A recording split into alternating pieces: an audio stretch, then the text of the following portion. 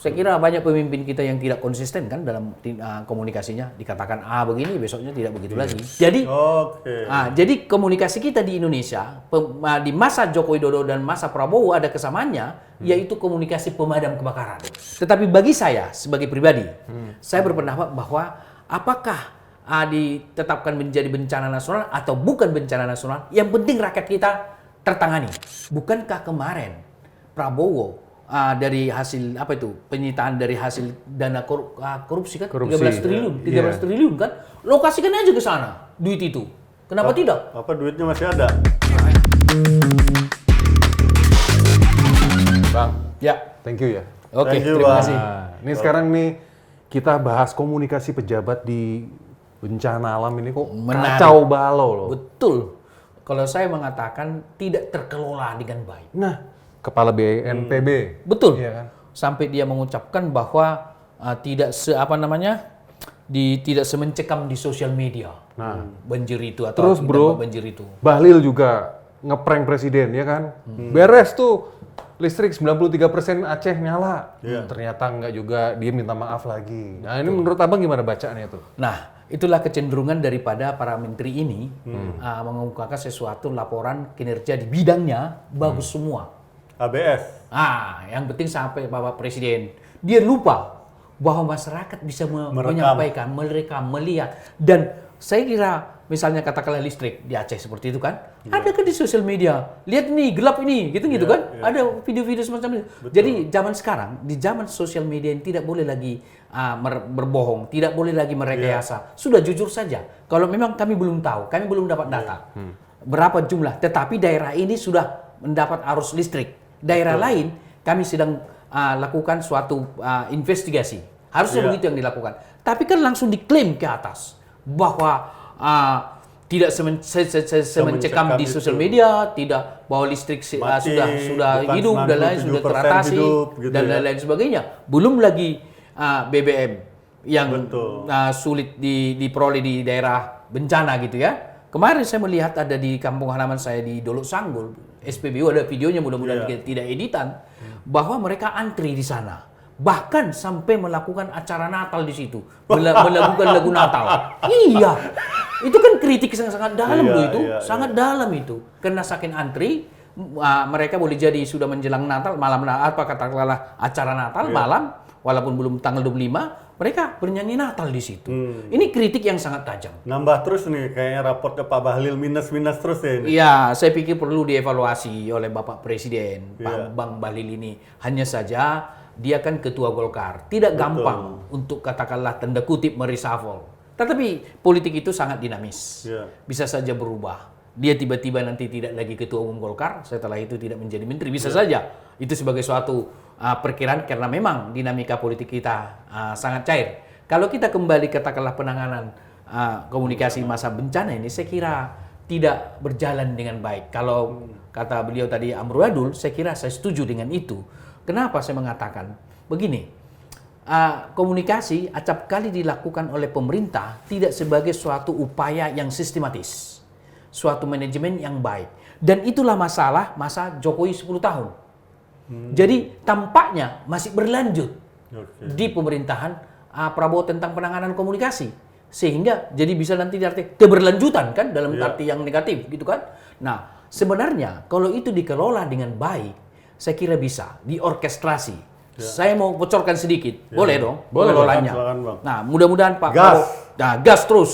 Tapi tidak hanya ini saja. Misalnya, bisa nggak dilakukan imunisasi komunikasi? Nah, seperti apa tuh? Nah, gimana? Komunikasi. Iya. Jadi artinya apa? Sebelum ada kejadian, masyarakat sudah diberi informasi tentang kejadian itu. Konkretnya begini. Misalnya saya tarik ke saya. Kalau saya komunikasikan tentang Emrus, kredibilitas Emrus, kejujuran Emrus dan lain sebagai dosen yang tidak pernah neko-neko, tidak pernah katakanlah kena pengaruh sesuatu apapun, selalu objektif. Ketika ada isu negatif tentang Emrus, enggak lah, enggak mungkin. Emrus itu kan begini, kira-kira begitulah. Artinya kalau pemerintah sudah mengkomunikasikan tentang pembangunan yang dilakukan masa Prabowo, saya kira bisa jalan. Oleh karena itu sudah terjadi imunisasi komunikasi. Jadi, Oke. jadi komunikasi kita di Indonesia di masa Joko Widodo dan masa Prabowo ada kesamaannya, yaitu komunikasi pemadam kebakaran. Jadi setelah terjadi masalah Iya, baru baru di-handle itu. Jadi ini Bang, sistem yang gagal dalam mitigasi bencana atau meritokrasi di dalam pemerintahan ini yang tidak jalan? Saya kira dua-duanya dalam Dua-duanya, dalam konteks pengelolaan komunikasi. Parah dong Bang. Dalam konteks penanganan komunikasi gitu ya. Iya. Karena misalnya gini, komunikasi itu harus dilakukan secara utuh. Tapi bukan satu pintu. Banyak orang mengatakan, wah komunikasi satu pintu. Salah. Karena apa? Setiap instansi pemerintah boleh dong berkomunikasi soal bidangnya. Iya. Kan gitu. Tapi soal bidangnya yang merupakan satu kesatuan daripada keinginan visi misi daripada presiden tentang komunikasi. Iya. Untuk itulah orkestrasinya dipegang oleh Kepala Badan Komunikasi Pemerintah. Tapi sekarang Kepala Badan Komunikasi Pemerintah tidak kelihatan itu mengelolanya. Justru kita melihat kalau ada suatu isu-isu tertentu, juru bicara presiden, menteri sekretaris negara.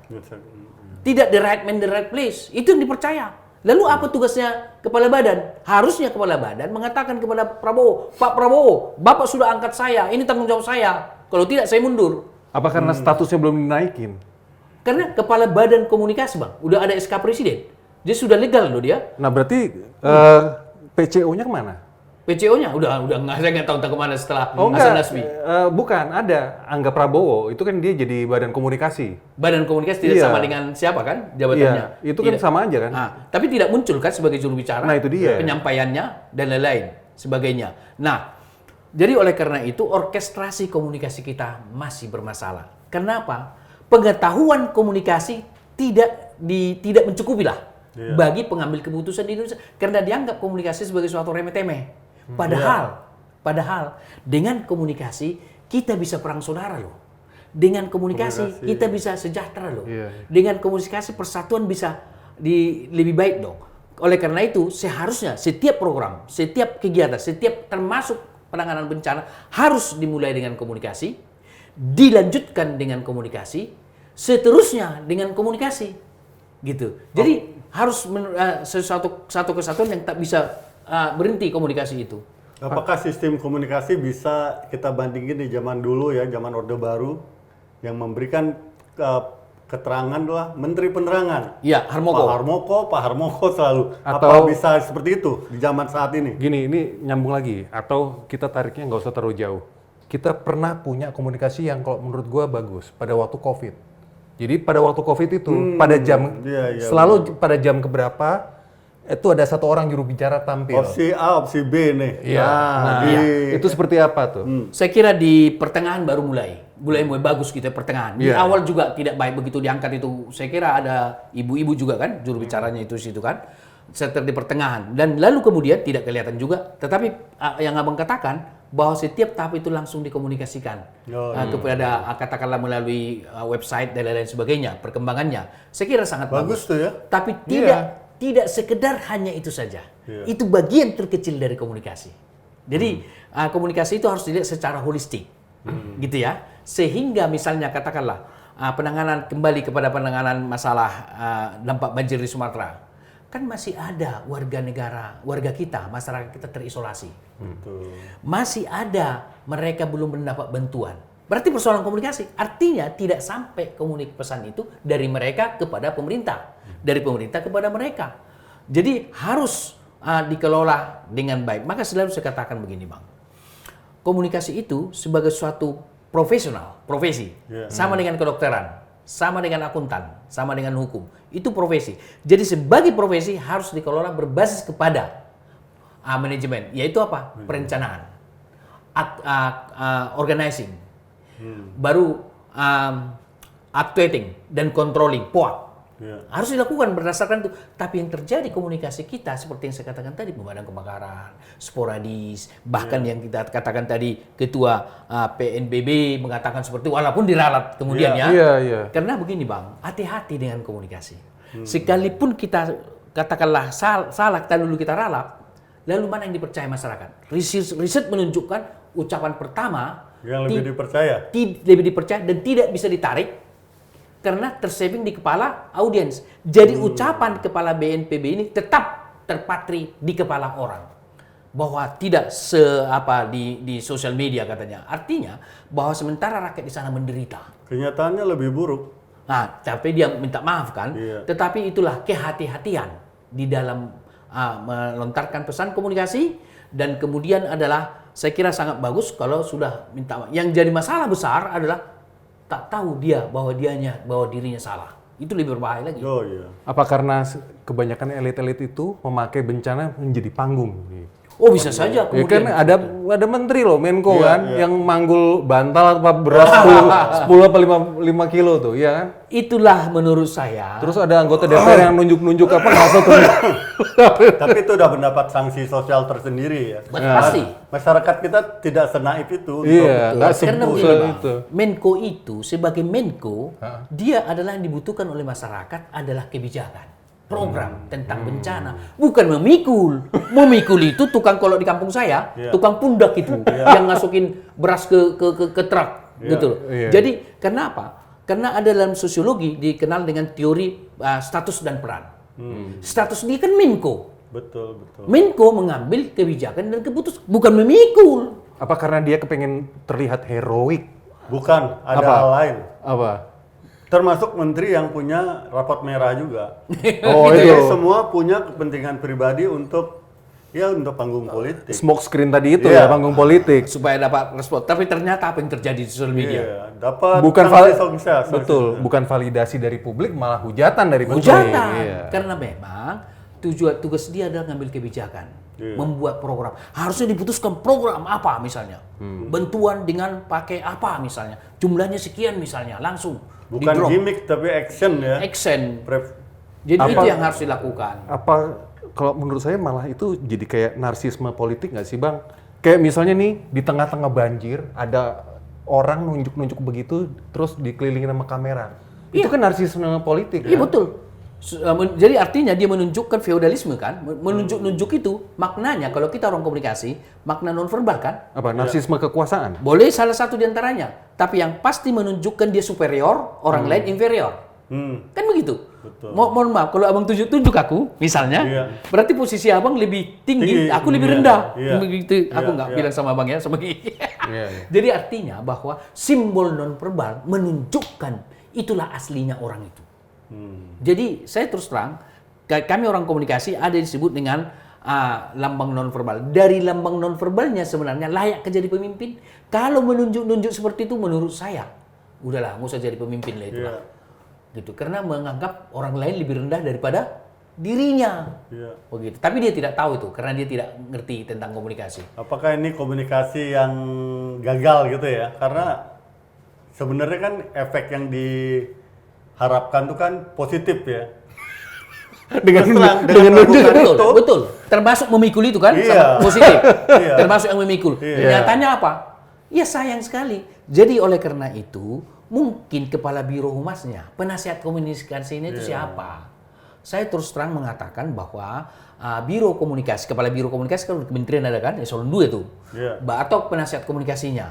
Harusnya seorang pemimpin itu harus dikemas tentang peran komunikasinya sebelum dia muncul ke ruang publik. Kalau di Amerika Serikat, bahkan sisirannya saja pun diperhatikan ketika dia masuk ke ruang publik. Iya. Diatur sedemikian rupa. JFK kan juga gitu kan makanya. Tetapi mereka ini kan apa yang di pikirannya, biar aku pencitraan bagus, Iya. ku pundak lah ini, ku bawa lah ini, dihujat. Apakah ini bukan gambaran kemuakan publik ya dengan gimmick-gimmick seperti ini? Kemuakan atau ini, Bang.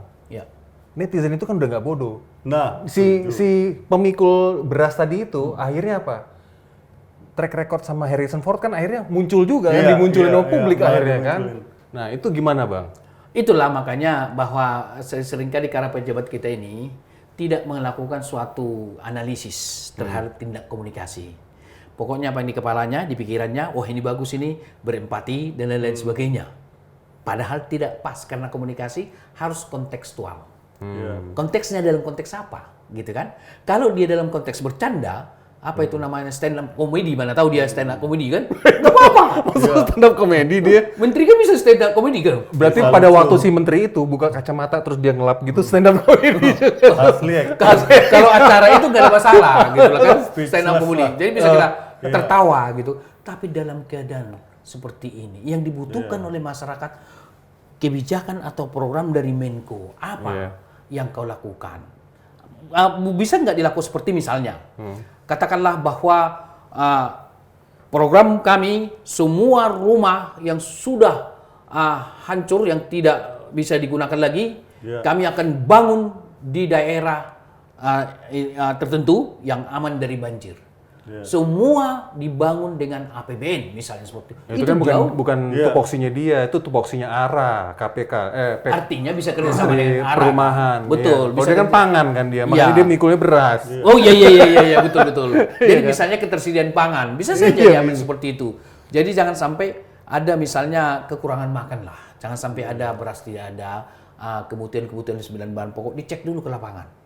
Nah itu yang harusnya ditangani oleh Menko kita ini. Kalau itu bagus, bukan memikul beras. Itu pun yang dipikul tahu nggak? Nggak ada satu karung. Kayaknya diikat itu. Nggak ada 5 kilo ya. Nggak satu karung lah nggak penuh. Malah ada security-nya dia, polisi di screenshot gitu dia sembari ngelirik sembari senyum.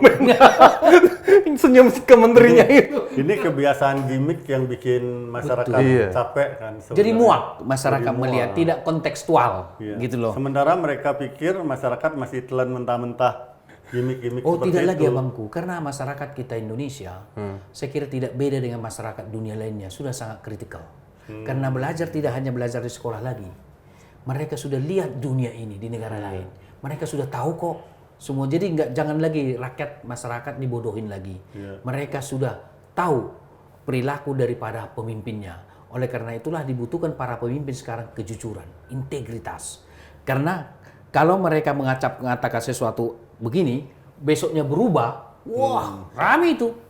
Saya kira banyak pemimpin kita yang tidak konsisten kan dalam komunikasinya, dikatakan begini, besoknya tidak begitu lagi. Kenapa sih Bang korban bencana kok sering dijadikan objek empati gitu loh sama politisi-politisi itu? Karena memang kesempatan yang sangat baik untuk dimanfaatkan. Panggung tadi itu ya. Apalagi dia datang ke sana sudah disiapkan tim kameramennya kan? Iya, benar. Shooting-shooting begini. Harusnya dibilang nggak usah kau shooting-shooting. Gitu kan? Dia langsung terjun ke masyarakat seperti itu. Nah itulah saya Bencana ini nggak ditingkatkan ke status bencana nasional tuh apa Bang kira-kira? Oh, ini Pemikiran menarik. Pemerintah.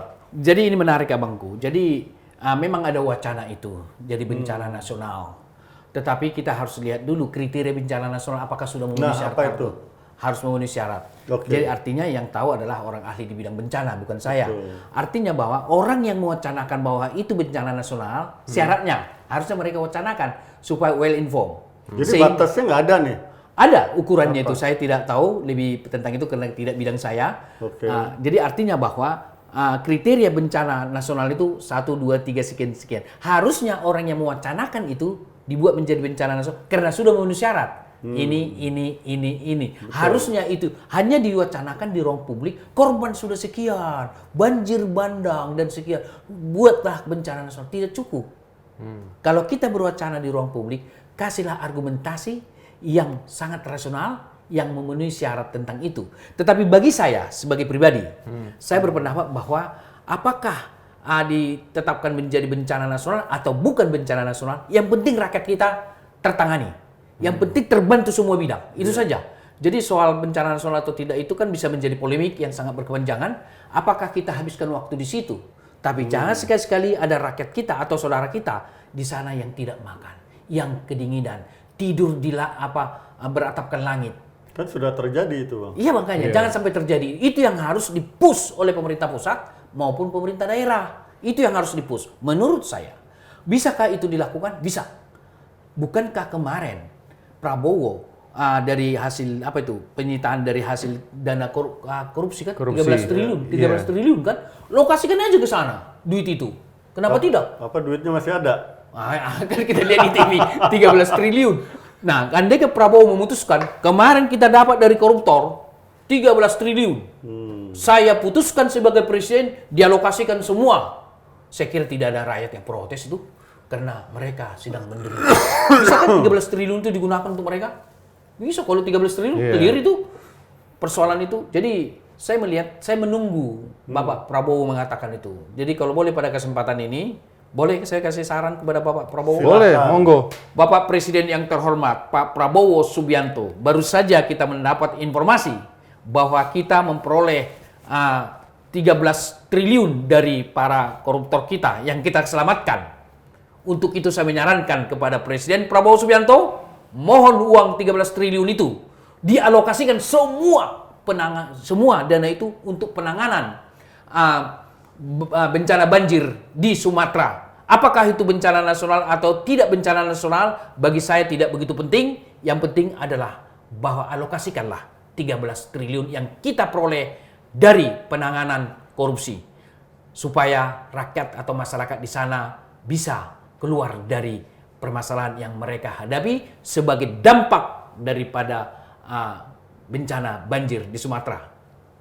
Karena memang kalau gue lihat nih, gue browsing bro, status bencana nasional itu memang selama ini hanya 3, Pak. Kriterianya? Bukan. 3 kali. kejadian. 3 kejadian. Satu nih, gempa dan tsunami Flores tahun 92. Itu putusannya Kepres nomor 66 tahun 92. Jadi presiden menentukan ya. Ya, terus yang kedua, gempa dan tsunami Aceh 2004. Iya. Itu Kepres lagi 112 tahun 2004. SBY. Ya, dan yang terakhir ini pada waktu Covid tahun 2020 melalui Kepres nomor 12 tahun 2020.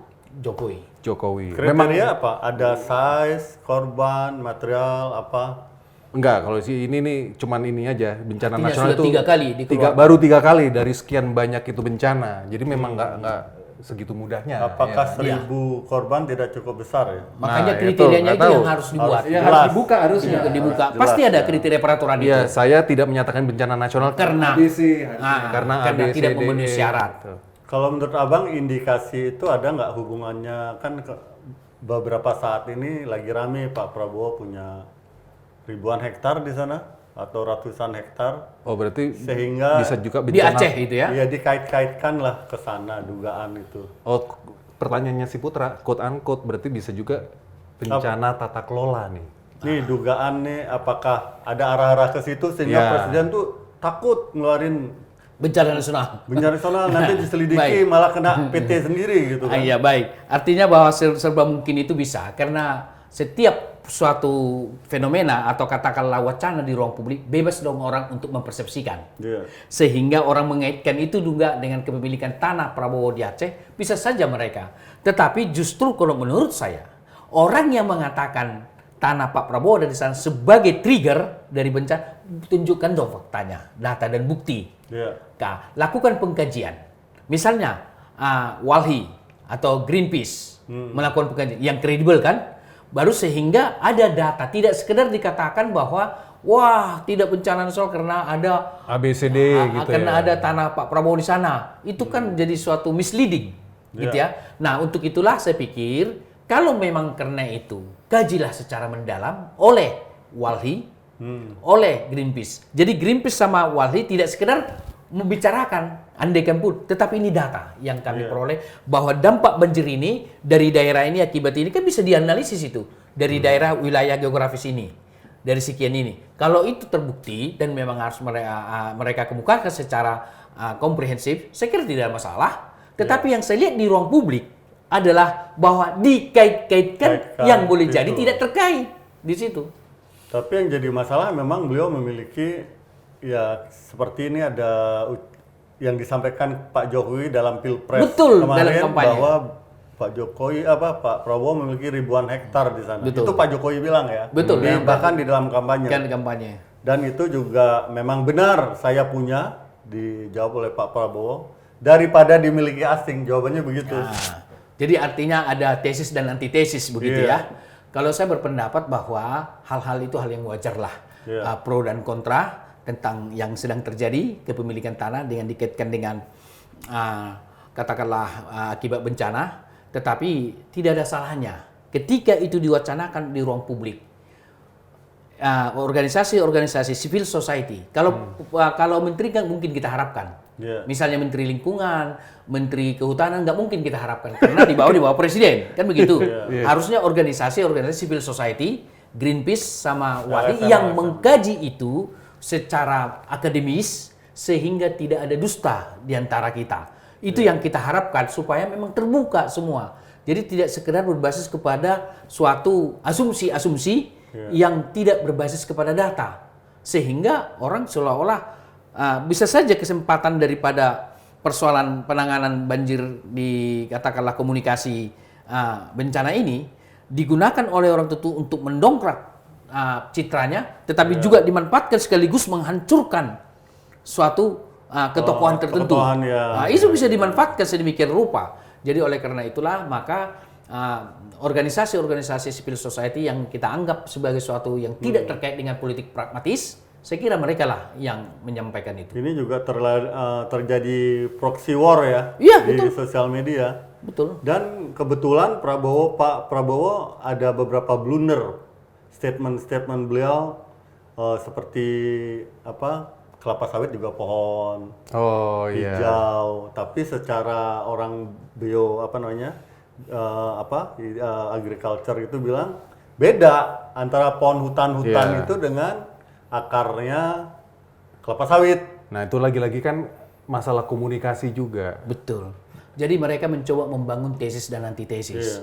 Tentu misalnya kalau dikatakan bahwa kelapa sawit itu adalah pohon, betul. Benar kan? Baru hutan juga, pohon-pohon itu juga hutan. Pohon juga.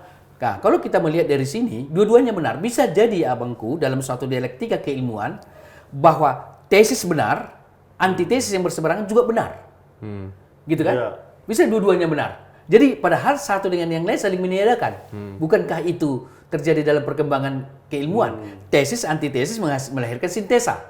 Nah, dengan kelapa sawit dianggap sebagai pohon dan tanaman yang multikultur itu hutan itu sebagai suatu tesis. Bisa nggak jadi melahirkan suatu sintesa yang dibuat oleh pemerintah kebijakan? Misalnya pembatasan kelapa sawit di Sumatera. Jadi sebagian jadi hutan, kan jadi sintesa kan? Tapi dikatakanlah tanpa kelapa sawit nggak mungkin juga karena kita butuh ekonomi, kita butuh minyak goreng, kita butuh ekspor dan lain-lain sebagainya, gitu ya.